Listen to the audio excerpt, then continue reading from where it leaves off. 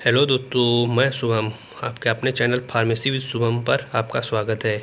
आज बहुत दिनों बाद हम वीडियो बनाने जा रहे हैं। तो आज का टॉपिक आपका है सेंडमेयर रिएक्शन, जो कि आप 12th में भी पढ़ रहे होंगे। उसके बाद आप अभी अगर एमफॉर्म करने जा रहे हैं या बीएससी एमएससी कर रहे हैं तो वहाँ पर भी ये रिएक्शन आपको पढ़ने को मिलेगी। तो सेंडमेयर रिएक्शन जो रहती है वो सब्स्टिट्यूशन रिएक्शन रहती है। इसमें जो फॉर्मेशन होता है वो एरिल हैलाइड का होता है, फ्रॉम एरिल डाइजोनियम साल्ट से बनता है। इसमें जो कैटालिस्ट रहते हैं वो कॉपर साल्ट रहते हैं या क्लोराइड ब्रोमाइड रहते हैं। तो अब हम बात अगर कर लेते हैं रिएक्शन की, तो जो रिएक्शन रहती है कुछ ऐसी रहती है कि पहले तो फर्स्ट कंपाउंड लेते हैं हम एमीन। एमीन मतलब समझ रहे होंगे, अगर इसे कोई हम एक स्ट्रक्चर यहाँ पर बना के दिखाते हैं, जैसे कि ये एक बेंजीन बन गया। ठीक है, ये बेंजीन बन गया। अब इसमें हम अगर एमीन जोड़ देते हैं तो क्या हो गया, ये हो गया एनिलीन बन गया। ही अगर कोई भी कंपाउंड जोड़ते हैं तो जैसे ये एनिलीन बन गया। ठीक है, ठीक है। तो इसकी जो है प्रेजेंस में हम ले लेते हैं सोडियम नाइट्रेट यानी कि NaNO2 ले लेते हैं और एक्वस हाइड्रोक्लोराइड ले लेते हैं और कुछ टेम्परेचर यहाँ पर कर देते हैं 0 से 5 डिग्री सेंटीग्रेड का टेम्परेचर कर देते हैं।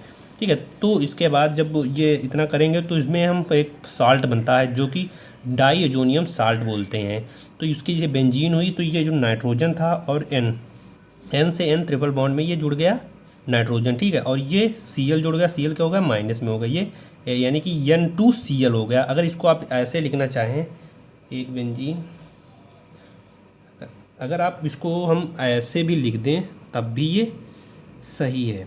ठीक है, ये अगर हम इसको हम अगर ऐसे लिख दें तब भी ये सही है। लेकिन हमें हम क्योंकि अब हम अगर बीएससी एमएससी की बात करते हैं तो यहाँ पर हम कुछ ऐसा स्ट्रक्चर शो करेंगे। ठीक है, उसके बाद ये डाइजोनियम साल्ट हो गया। इसके बाद हम अब बात करते हैं यहाँ पर कोई हम कॉपर हैलाइड ले लेते हैं, मतलब कि कोई भी हैलाइड कंपाउंड ले लेते हैं विद कॉपर के साथ। ये एज अ कैटालिस्ट की तरह काम करेगा। तो ये बन जाएगा एरिल हैलाइड, मतलब कि बेंजीन तो थी वो एरिल हो गई। हैलाइड मतलब जब एक्स जुड़ गया यहाँ पर तो ये एरिल हैलाइड हो गया। ये एक हैलाइड जुड़ा हुआ है। हैलाइड मतलब हैलाइड में कौन कौन से कंपाउंड आते हैं, क्लोरीन, क्लोरीन, आयोडीन, ये सारे कंपाउंड इसी में आते हैं। ठीक है, तो इसके बाद हम इसकी मैकेनिज्म देख लेते हैं सेंडमेयर रिएक्शन की। तो मेनली सेंडमेयर रिएक्शन में हम किसका फॉर्मेशन करते हैं, एरिल हैलाइड कंपाउंड का। ठीक है, तो एरिल हैलाइड में आपके चाहे वो X जुड़ा हो या I जुड़ा हो या Cl जुड़ा हो, ये सारे कंपाउंड जो होंगे एरिल हैलाइड कंपाउंड कहलाएंगे। इसके बाद चलते हैं हम मैकेनिज्म पे। तो मैकेनिज्म की अगर बात करते हैं, मैकेनिज्म हम लगभग 4 स्टेप में हम कंप्लीट करते हैं इसका मैकेनिज्म। तो फर्स्ट स्टेप है formation of nitronium ion. Nitronium ion का फॉर्मेशन फर्स्ट स्टेप में करते हैं। तो पहले तो हम सोडियम नाइट्रेट ले लेते हैं, NaNO2 ले लेते हैं। ठीक है, इसको अगर हम ऐसे लिख दें NaNO2, सही है ना, क्योंकि देखो O2 है ये और N भी 2 है, N भी 2 हो गए। ठीक है, A हो गया एक, ये O2 हो गया। ठीक है, तो ये ऐसा कुछ कंपाउंड, लेकिन यहाँ पर हम शो करने के लिए कि कितने बैलेंस, यानी कि 2 ये ऐसे हैं और ये माइनस में है। ठीक है, सोडियम नाइट्रेट हो गया। फिर ले लेते हैं आपका हाइड्रोजन हाइलाइड, मतलब कि 2 हाइड्रोजन ले लिए और ये 2 X हो गई, हाइलाइड हो गया। X मतलब हाइलाइड हो गया, समझ गए ना आप।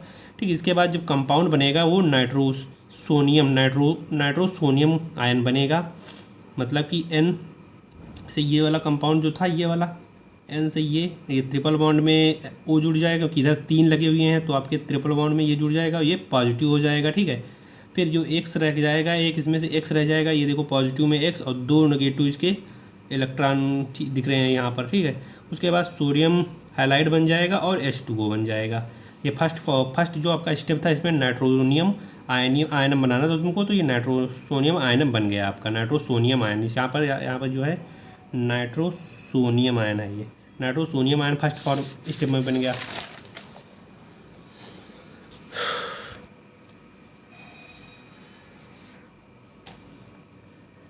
अब बात करते हैं हम सेकेंड स्टेप की। सेकेंड स्टेप में आपका बनता है conversion of diazonium salt by nitrosonium ion. जो नाइट्रोसियम आयन बना था उससे हमें डाइअजोनियम साल्ट बनाएंगे। डाइअजोनियम साल्ट तो हमने फर्स्ट में पढ़ा था कि पहले डाइअजोनियम साल्ट बनता है, उसके बाद आपका एरिल हैलाइड बनता है।